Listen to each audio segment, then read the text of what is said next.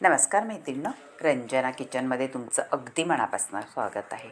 आज आपल्याला करायची आहे हरभऱ्याची भाजी.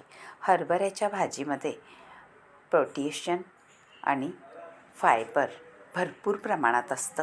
त्यामुळे आपल्याला ब्लड प्रेशर कंट्रोल करण्यासाठी अगदी उत्तम हरभऱ्याची भाजी असते. आणि हरभऱ्याच्या भाजीमध्ये आयर्नसुद्धा भरपूर प्रमाणात असतं. त्यामुळे हिमोग्लोबिन वाढवण्यासाठी ही भाजी अगदी उत्तम आहे. आणि ही भाजीला जास्त वेळ लागत नाही. 5 मिनटंसुद्धा भाजी करायला जास्त होतात.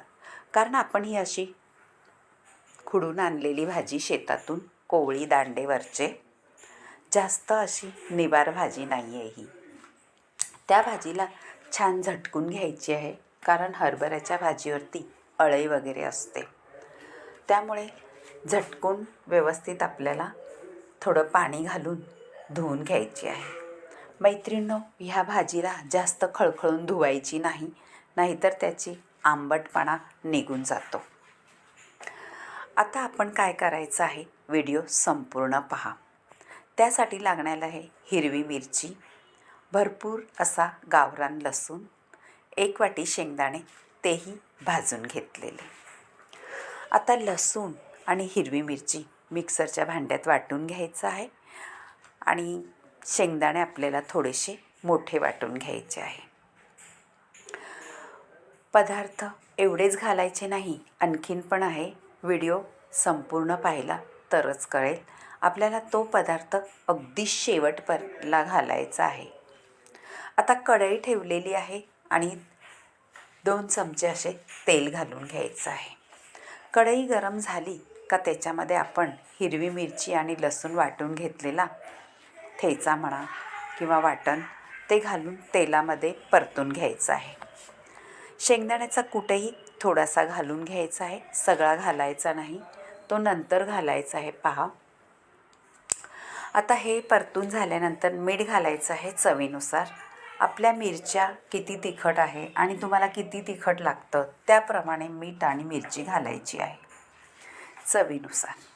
आता आपली हरभऱ्याची भाजी थोडी धुवून घेतलेली ती घोळून घ्यायची आहे आपल्या शेंगदाणे, हिरवी मिरची, मीठमध्ये, लसूण. मैत्रिणी, तुम्ही असं हाताने करू नका. आम्हाला आता 40 वर्ष झालेत स्वयंपाक करतायत, म्हणून आमच्या हाताला आता जास्त चटके बसत नाही. आमचे हात पोळले गेलेले आहेत. त्यामुळे तुम्हाला असं जमत नसलं तर चमच्याच्या साह्याने हलवा. आता थोडा शेंगदाण्याचा कूट आधी घातला आहे आणि आता वरून घातला आहे. कारण हा शेंगदाण्याचा कूट मी शेंगदाणे भाजून घेतले आहे, म्हणून तुम्ही वरूनसुद्धा घालायचं असतं. हे असं थोडं थोडं घालायचं कारण सांगते मैत्रिणी तुम्हाला. सगळ्या बाजूला आपल्याला शेंगदाण्याचा कूट लागला पाहिजे हरभऱ्याच्या भाजीला.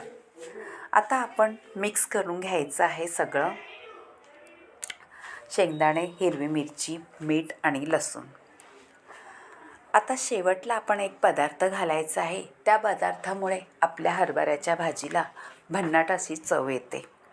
ही भाजी तुम्ही भाकरीबरोबर खा, चपातीबरोबर खा आणि तोंडी लावायलासुद्धा ही भाजी छानच लागते. आता आपण मिक्सरचं भांडं थोडं विसळून घेऊ, त्यामध्ये पाणी घालून. कारण ह्या भाजीला थोडंसं पाणी घातलं का छान शिजली जाते पटकन.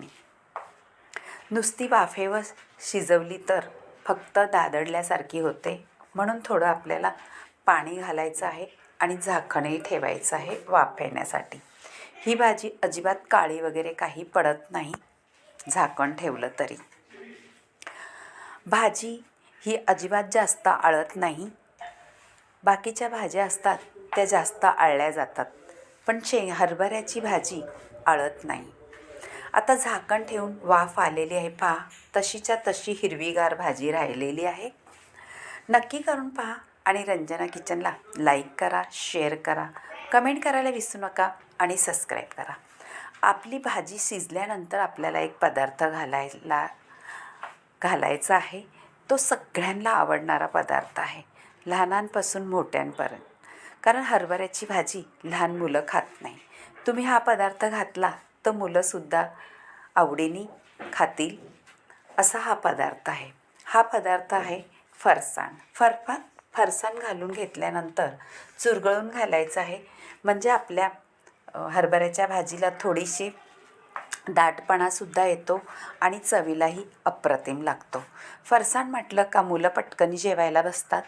असंच वरून घालूनसुद्धा तुम्ही खाऊ शकता. नक्की करून पहा. तुम्हाला आवडलं तर तुमच्या मैत्रिणींसोबत सुद्धा हा व्हिडिओ शेअर करा. त्यांनाही आवडलं तर कमेंट करायला सांगा. तुम्हाला माझी रेसिपी आवडली तर जरूर कमेंट करा आणि व्हिडिओ संपूर्ण पाहिल्याबद्दल धन्यवाद. घरचंच चॅनल आहे. याप्रमाणे तुम्ही तुमच्या मनातलं गोष्टी मला सांगू शकता. रेसिपीबद्दल काय वाटतं हे. व्हिडिओ कुठून पाहताय तेही सांगा.